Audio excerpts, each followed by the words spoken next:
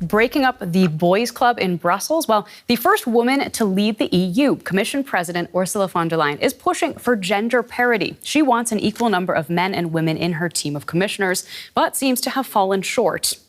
As she begins her second term, she had asked all of the EU's member countries to nominate both a man and a woman for her to choose from as she fills various top jobs. But since countries don't legally have to do that, well, many of them haven't done it. That means von der Leyen now looks set to have fewer women leaders in her commission in her second term than she did in her first. Above the necessary majority, this time it's 41. And to talk more about this, we have DW Brussels correspondent Rosie Burchard here with me in the studio for a change. Good to see you here in Berlin, Rosie. Let's start with my first big question.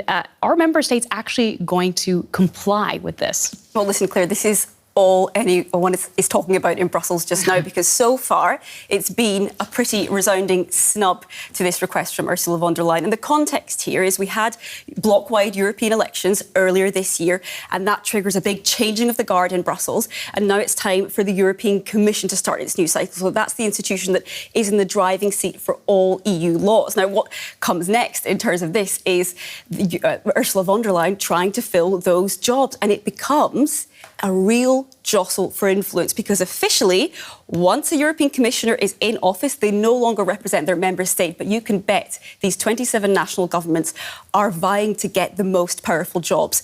They've so far given a raft of reasons, or some might say excuses, of why most have not put forward a woman. Some say, look, this is just they had a woman before, or they're highlighting the person they think is the most the right for the job that they look for. However, it's important to note that there are some other things in here. For example, sometimes member states are even seen as trying to nominate someone they want to kind of banish as a political rival. So all sorts of things going into these decisions. Yeah, you can just imagine the politics going on behind the scenes here. But how important is it really who actually holds these top jobs? Well, the important thing is that some jobs are more powerful than others, and that's why you get this kind of condition of a chessboard here. So, for example, if you're a trade commissioner, you are absolutely in the driving seat for brokering trade deals for the entire EU. You hear a lot about the European Union trying to diversify away from China. That means it needs to strike new trade deals. Trade commissioner would be in the driving seat for that. The person who's responsible for technology would be looking at writing the rules for how to regulate artificial intelligence in future. That kind of rule might start in the EU, but it tends to trickle down to the rest of the world.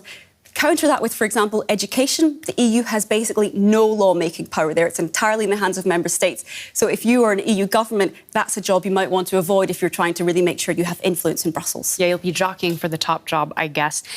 Some are saying, though, that the bloc's top three jobs, they are going to be held by women already. Isn't that enough? Why go all the way to make sure that there's full gender parity, as von der Leyen is trying to do? Yeah, that's absolutely an argument I've heard in some briefing rooms behind closed doors from some EU diplomats saying, look, we have now, this time round, more women in some of the most high-profile jobs. So Ursula von der Leyen herself, but also the President of the European Parliament and the person who's responsible for foreign policy in the EU.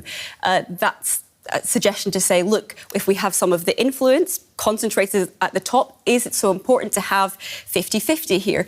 The argument against that we're hearing from some campaigners is it really so difficult to find a woman, a highly qualified woman, to put on your ticket for member states? You're just not going far enough. Well, but apparently it has been for von der Leyen, at least. Do you think she has a chance of actually making this happen? Listen, so far, her request was very clear and it has not been answered, but it is absolutely not a done deal. This is all done behind closed doors, and you can bet that right now she's trying to manoeuvre this a bit. So, for example, she could suggest to some national governments they might get a job seen as more powerful if they would put a woman forward. That's something that obviously happens entirely behind closed doors. And then all of her college, that's kind of like a cabinet, so these commissioners are a bit like national ministers, they go to the European Parliament to be voted, approved or not. So in some way she can kind of let the parliamentarians do a bit of the dirty work for her. They might try and flex their political muscles and say, no, we are not approving this person or that person. We don't think they're highly qualified enough. So it's not a done deal. We don't know where it's going to land yet in terms of who are in these top jobs. So a little bit of a good cop, bad cop routine there. I'm curious, like at the national level, when they are choosing people for these jobs, is it the same across countries, or how do they decide which man and woman, ideally one of each, as von der Leyen wants, they're going to put forward?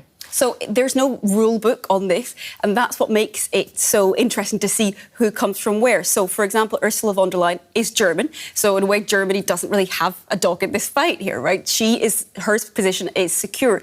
Sometimes it's part of a coalition deal that's cut between different parties in a national government. Sometimes it might be something which has been decided long ago. Sometimes it's a minister who is highly qualified for a certain job. For example, if they know they would like the trade job, they might put forward a minister who's been responsible for economy in the past. It's up to member states. Sometimes it might be by a government who is outgoing, about to face re-election and likely to fail there. So really that can also come into it in terms of who's going to be your face in Brussels for the next 5 years. Even though, as I said, they're not officially representatives of the member states, they become part of the European Commission. That's the EU's executive.